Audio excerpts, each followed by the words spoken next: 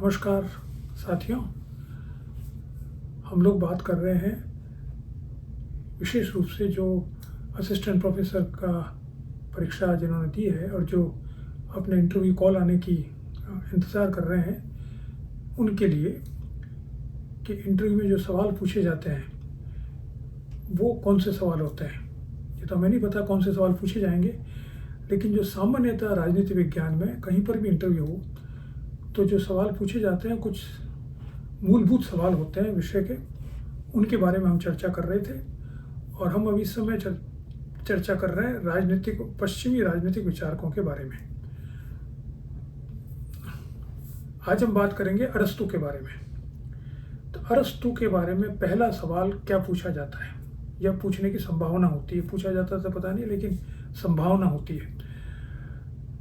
और वो संभावना न केवल साक्षात्कार के लिए होती है, अभी तो जब आप अरस्तू का अध्ययन करते हैं तो अध्ययन करने के पश्चात जब आप प्रश्न देखते हैं कई बार, तो ये सवाल सबसे पहले सामने आता है और इसका जवाब हमें आना चाहिए। सवाल क्या है? सवाल है कि अरस्तू को पहला राजनीतिक वैज्ञानिक क्यों कहा जाता है। वापिस सुनिए सवाल, अरस्तू को पहला राजनीतिक वैज्ञानिक क्यों कहा जाता है। इससे पहले हम देख चुके हैं प्लेटो के बारे में कि प्लेटो को पहला राजनीतिक दार्शनिक क्यों कहा जाता है। इन दोनों में अंतर है। दोनों यूनानी विचारक हैं, दोनों में बहुत सी साम्यताएं हैं, लेकिन दोनों में एक मतभेद है और वो मतभेद ही ये बताता है कि एक तो दर्शन का पिता था, एक विज्ञान का पिता है। अब अरस्तू को ऐसा क्यों कहा जाता है कि वह पहला राजनीतिक विज्ञानी है। इसके बहुत से कारण हैं। जो कारण है मैंने बताया आपको कि जो मैं बता रहा हूँ हो सकता है वो आपको महत्वपूर्ण लगे या ना लगे, दूसरे भी हो सकते हैं, बहुत से कारण हैं। ये मेरी निगाह में महत्वपूर्ण है। अगर मैं इंटरव्यू ले रहा हूँ, जो कि मैंने बहुत से इंटरव्यू लिए हैं, तो मैं इस उत्तर को सुनने की अपेक्षा करता हूँ जो मैं आपको बताने जा रहा हूँ। क्या उत्तर है कि पहली बात, अरस्तू ने प्लेटो की तरह राजनीति का विशद विश्लेषण किया है, लेकिन वो विश्लेषण जो उसने किया है उसका उद्देश्य और उसका मेथोडोलॉजी, तरीका दोनों अलग है। प्लेटो का उद्देश्य था एक आदर्श राजनीतिक व्यवस्था की संरचना करना विचारों के स्तर पर, और उसकी मेथोडोलॉजी थी, तरीका था डिडक्टिव मेथड या निगमनात्मक पद्धति, जो सामान्य से विशिष्ट की तरफ चलती है, जो दर्शन का तरीका होता है। अरस्तू दूसरी तरफ एक अलग प्रकार से राजनीति का विश्लेषण करता है।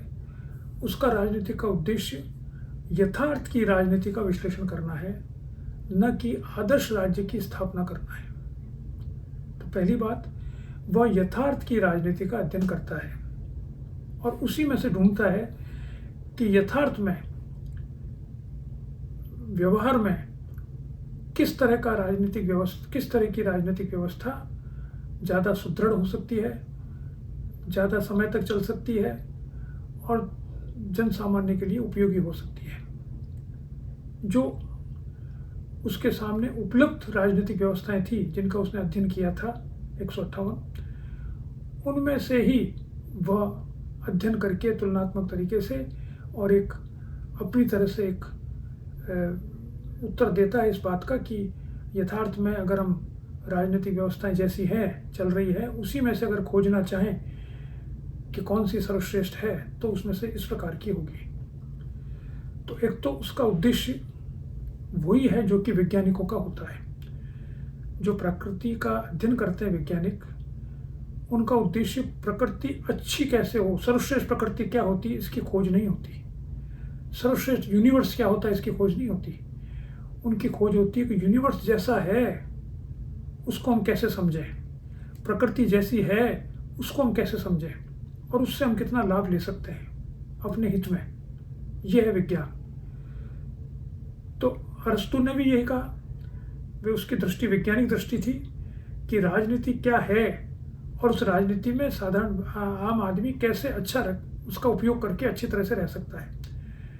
जैसे उसने कहा है कि राज्य का आना तो मनुष्य जीवन के लिए होता है, लेकिन राज्य का बने रहना मनुष्य के अच्छे जीवन के लिए होता है।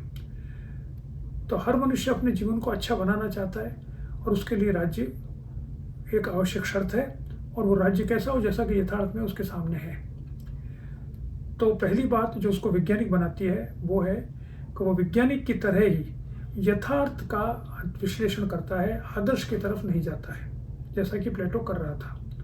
दूसरी बात, इस यथार्थ का विश्लेषण करने के लिए जिस पद्धति का उपयोग करता है, जिस मेथड का उपयोग करता है, वह भी वैज्ञानिक है। और वो मेथड क्या है, जिसे कहा जाता है इंडक्टिव मेथड या आगमनात्मक पद्धति, जिसका अर्थ होता है कि जिसमें कम से अधिक की तरफ बढ़ा जाता है। जैसे वैज्ञानिक होता है, वो एक लैब में एक्सपेरिमेंट करता है, प्रयोग करता है, उसके कुछ नतीजे आते हैं, उसको दूसरे लैब में उस वैसा ही प्रयोग करता है, या दूसरे वैज्ञानिक कहीं और उसी तरह का प्रयोग करते हैं। जब बहुत सारी जगह पर एक ही तरह का प्रयोग होता है और उसके परिणाम एक तरह से आते हैं, तो सिद्धांत का निर्माण होता है कि भाई अगर हम एक लैब में इस तरह से करेंगे तो उसका परिणाम ऐसा होगा, ये सिद्धांत है। अगर हम हाइड्रोजन ऑक्सीजन को ऐसे मिलाएंगे तो पानी बनेगा, जैसा सिद्धांत, या कोई और चीज़। तो अरस्तु ने भी ऐसा ही किया। उसने 158 संविधानों का अध्ययन किया, जो उस समय उसके जिसको वो जिनका संकलन वो कर पाया, और उनका अध्ययन करके, उनका विश्लेषण करके वो इस नतीजे पर पहुंचा कि एक आदर्श राज्य कैसा हो सकता है, उसकी ये विशेषता होगी जिसे वो पॉलिटी का नाम देता है। तो ये दूसरी बात हुई जो उसको वैज्ञानिक सिद्ध करता है कि वह उसका विषय का अध्ययन करना का उद्देश्य भी वैज्ञानिक है और विषय का अध्ययन करने का तरीका भी वैज्ञानिक है। इसलिए, और वह पहला ऐसा व्यक्ति है इतिहास में जिसने ऐसा किया। उससे पहले केवल दार्शनिक थे, कोई वैज्ञानिक नहीं था जो राजनीति का अध्ययन इस प्रकार से करे। अरस्तु पहला ऐसा व्यक्ति है जिसने दर्शन की अपेक्षा विज्ञान को महत्व दिया, किस अर्थ में, कि राजनीति के अध्ययन करने के संदर्भ में। तो ये हम कह सकते हैं, इस बात का उत्तर है थोड़ा सा, कि उसको राजनीति विज्ञान का पिता क्यों कहा जाता है, क्योंकि वो मानव इतिहास में पश्चिम में पहला ऐसा व्यक्ति है जिसने वैज्ञानिक उद्देश्य के अनुसार वैज्ञानिक पद्धति का उपयोग करके राजनीति का अध्ययन किया है। क्लियर? चलिए, नमस्कार।